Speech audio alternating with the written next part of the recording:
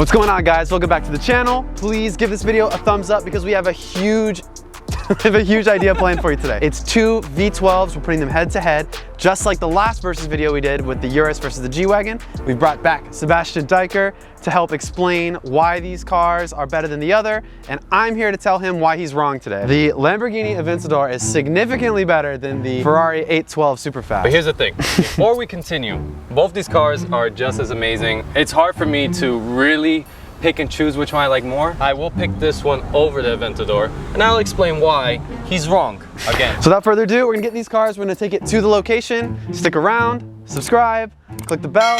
See you there. I always forget to walk away.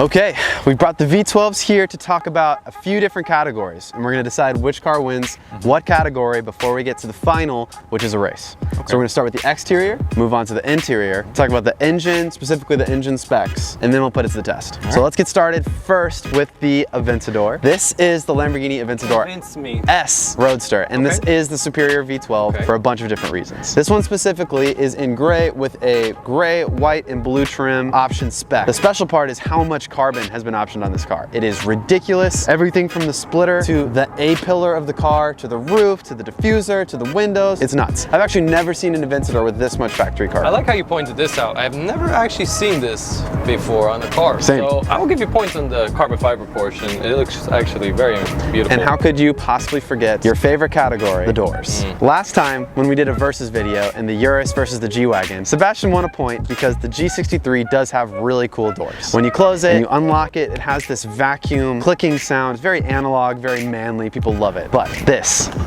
will always win. Look at me, I have billionaire doors. Oh, I'm so fancy. These doors are infamous. Lamborghini has always been famous for having this ludicrous style, doors that go up. And people kind of assume, those who are not so auto-focused, assume all Lamborghinis have doors that go up. But it's really only the Aventador. Enough about the doors. The next point I want to bring up is that this being a Roadster means these two panels come off and go into the front trunk, which gives you the convertible experience, which is very nice. Please let the audience know what happened to me with the orange that we drove with the roof down. When you are slightly taller, you almost need to have a convertible experience because otherwise your head will be oddly close to the roof. The Aventador, the Huracan, a lot of the exotics don't give you a ton of headspace. So Sebastian doesn't like mini cars that don't have headroom, this being one of them. But when the top is off, you like it. Right? Ah, not all day. I got a headache. You know, remember? My head was sticking out. The wind was blowing through my head. Yeah, I mean, it was nice for the first 20 minutes. After that, I was like, put the roof back on. Some people love that. And I personally am one that loves that I do like intensity. convertibles. I do like convertibles. It's just that for whatever reason with Lamborghinis, I stick out just enough for me to have my head exposed and not in the good way. And maybe, tell me what do you think about this? This comparison might not be fair because the 812 Superfast does have a brother, the 812 GTS, which is a convertible. I was gonna say that. I feel like unfair for the roof portion. All right, so let's not count the roof. Just know that this has the convertible roof. And if you want to know how to take it off, I made a how-to video, which I can link down below. So let's talk about the real thing, what makes this special. The engine. This is the 6.5 liter naturally aspirated V12 engine, the famous engine that produces 730 horsepower and 507 pound-feet of torque. However, mine makes 800 horsepower and 570 pounds of torque. So, which I would normally try to argue, but what's unique is both of these engines are actually the exact same size. 6.5 liter. And what I do like, again, DNA, this is an old block essentially from what, almost a Mura. And it's been just worked on until the newest. And that, same thing. So that one is far more powerful. I'm sorry, you're not getting no points for that one. Both these engines are so beautiful to look at. You gotta go pop the hood right now. Just look at it. I mean, More carbon fiber. I love these engines. Both these engines are that I can't pick. They both look gorgeous. They're both beautiful to display. If I had this in my house just the way it is, I'd be so ecstatic. Would you maybe put an engine like this on a coffee table? Oh, I don't know. Where do we see that before? I've seen something like that once or twice. I'm surprised that you like this car because your argument in the last verses was that you liked Mercedes because it's always been Mercedes. They only produce their own cars. It's not like a bunch of different companies because this is produced by Audi, for example. But you still like it? Well, now, hold on. With Lamborghini, they always went through bankruptcies and they had different owners. But the thing I like about this one is it's not the same. Like the URUS was exactly an Audi Q8. This is still an Aventador. It just has all the electronic pieces and everything from Volkswagen Audi. So it's like what Jeremy Clarkson said a long time ago. If you're gonna have your food made by the Italians, right? You're not gonna have it made by the Germans. They make the basket for you to carry the food, but the food is still made by the Italians. Interesting. You can't say it like that, but more or less you understand what I'm saying. Close enough. Close enough. All right, it's time to check out the other Italian. Now for the correct V12, the 812 Superfast, the more powerful, the more elegant, the more beautiful car. He noticed earlier that these wheels are far more elegant and luxurious. Okay, but center locks, race car. These have no center locks, but I will admit, design is incredible. These wheels look stunning, for sure, Now, hands when down. we go back to exterior, right? This is my thing. Both these cars are amazing, right? I told you from the beginning of this video, I love both these cars. But this one screams elegance. This one screams, I'm a child that's trying to live out my childhood fantasy, right? Nothing wrong with that. Totally disagree, by the way, putting that out there. Hold on. But also, think of it as women, right? This woman is just overly done, right? He keeps saying carbon fiber, everything. So this is a woman that got plastic surgery on everything, even her toes for, I don't know, whatever reason. This is just a beautiful, elegant lady. She puts on a red dress, heels, and you just look at her and you go, it's my baby right here. You can't do that with that. That looks loud. This is a loud girl. She's loud. She's like almost ratchet. She's like classy ratchet. Hey. This is just elegant. There's nothing about this that screams anything of ratchetness. That you could be like surprised by her personality. You could be like, damn, she's pretty, but damn, her personality sucks. I love this car, all right? After I did the review on this, I was like, this is it. The same way, like, okay, I get it. I was a little kid, I love Diablos. I understand the appeal of it, but I'm an adult now. This is my baby right now. And let's talk about the engine, right? Let's see how beautiful this one is. There it is. I present to you, see, you don't even know how to touch her. Get out the way. Look. I'll admit, this engine looks beautiful, and like Enzo Ferrari once said, when you purchase one of these, it's not purchasing the car, you're really just purchasing the engine. They throw the car in with the engine. It's incredible, although this car does have a lot more weight. The curb weight is significantly higher. Don't talk about my girl's weight. Don't talk, hold on. First of all right? First of all, don't talk about my girl's weight, so we're skipping that, all right? Because that's rude to her, all right? What we're gonna do next is talk about, oh, I got butterfly doors and all that, right? Yeah, it's a big butterfly door. Still $600,000, $500,000 door. I know another car that has this. I think there's a Civic, is that what it's called, that also has a hatchback? Do Civics have butterfly doors? No? Some do. Some do. That's not a good thing. It's usually after tax season. I will give you points here. This can carry way more, but this is supposed to be a Grand Touring. You take all your stuff with you. This has no extra room. You do have a front trunk, but as soon as you want to put the roof panels in the trunk, you've got no more space. This has got space for all of your stuff and all of your Aventador's friends' stuff. So you need me, is what you're saying. Anyways, let's talk about the interior.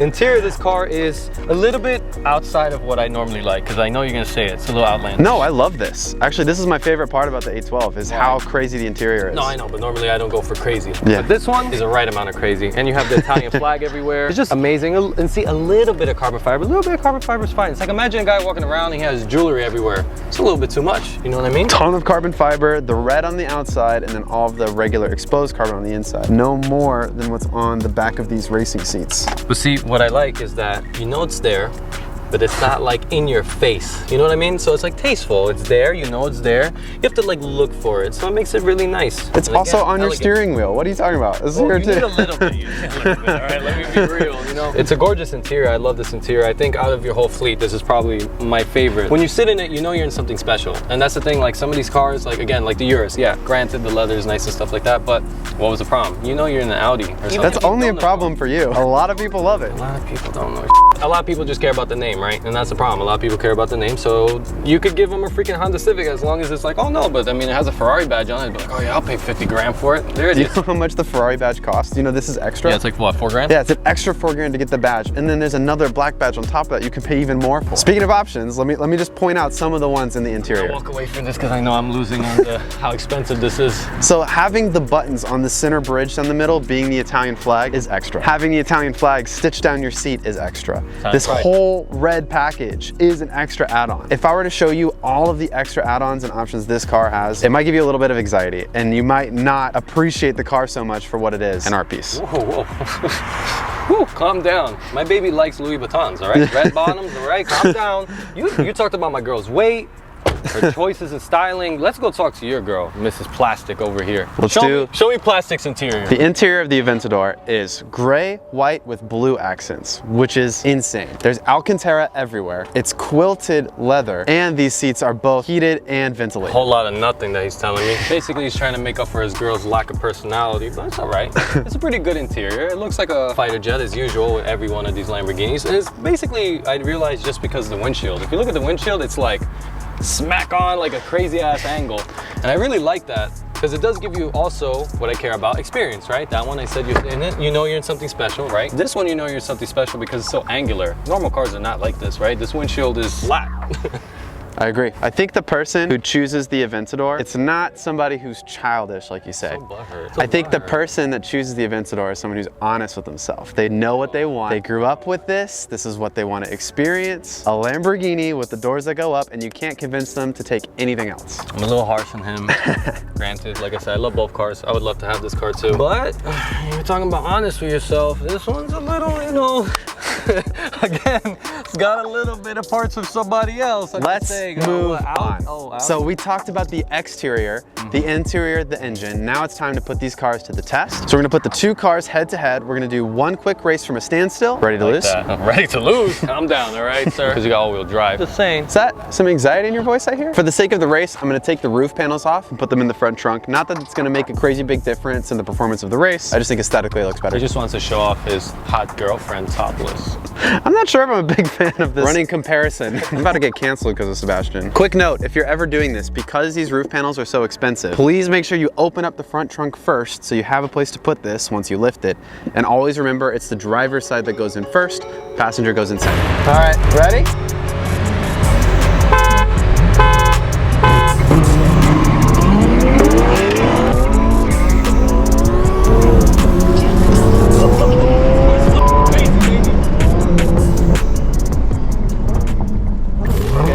So much for watching. This is going to conclude the 812 Aventador versus video with Sebastian Diker. If you like this content, please give us a thumbs up. We can do more of these. If you guys want to see certain cars versus certain cars, you already know what's in the MPH Club fleet, and if you don't, just click at the link below. But more importantly, I won, baby! I won! Sebastian won. The 812 Superfast took the Aventador. I'm surprised. I'm genuinely surprised. Now apologize about her weight. I will not, but the power really did show.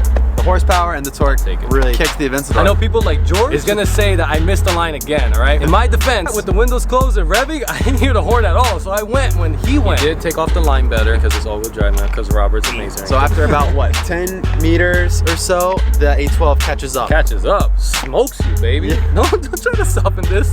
Don't soften the blow. It's all right. Look, you won the URUS. Let me know what you guys think. Comment down below. Put teardrops in the comments. And we're gonna do another one of these, whatever you guys want to see next. Thanks for watching. Check out Sebastian's channel, it's linked below. See you in the next video.